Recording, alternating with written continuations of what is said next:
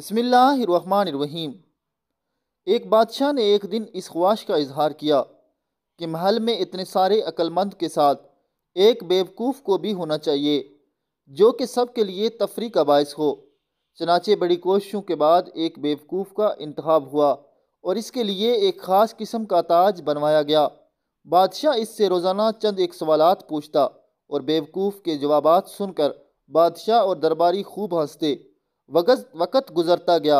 एक दिन बादशाह सख्त बीमार हो गया, यहाँ तक कि तबीबों ने जवाब दे दिया। बादशाह ने अपनी तकलीफ़ दूर करने के लिए अपना आखिरी वक़्त बेवकूफ़ के साथ गुजारने का फ़ैसला किया और इसके तलब करके कहा कि आज तुम सवाल करो, मैं जवाब देता हूँ। बेवकूफ़ ने सवाल किया, आप अपनी मौत के बाद कहाँ तशरीफ़ ले जाएंगे? बादशाह ने जवाब दिया, अपने मालिक के पास। बेवकूफ़ का अगला सवाल था, आप वहाँ कितने दिन रहेंगे?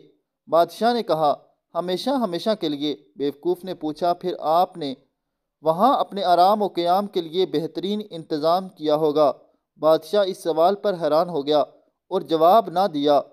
नहीं, मैंने कोई इंतज़ाम नहीं किया। बेवकूफ़ ने अपने सर से बेवकूफ़ी के ताज को उतार कर बादशाह के सर पर रखते हुए कहा, गुस्ताही माफ़, मेरे से ज़्यादा आप इसके ताज के हकदार हैं। जहाँ रहना नहीं था वहाँ इतनी बड़ी सल्तनत, और जहाँ हमेशा के लिए रहना होगा वहाँ के लिए कुछ भी नहीं है। दोस्तों, आप तमाम दोस्तों से गुजारिश है कि ये खूबसूरत वाक़या ज़रूर है लेकिन एक सबक आमोज़ भी है। हम दुनिया में महल, अपनी जायदादें, गाड़ियाँ और खुशनुमाई के लिए बहुत कुछ करते हैं लेकिन अपनी आखिरत के लिए कुछ भी नहीं करते। अल्लाह पाक हमको हुज़ूर मोहम्मद सल्लल्लाहु अलैहि वसल्लम के बताए हुए रास्ते के मुताबिक ज़िंदगी गुजारने की तौफ़ीक़ अता फ़रमाए ताकि आखिरत में हमारा मकाम अच्छी जगह बन सके। आमीन।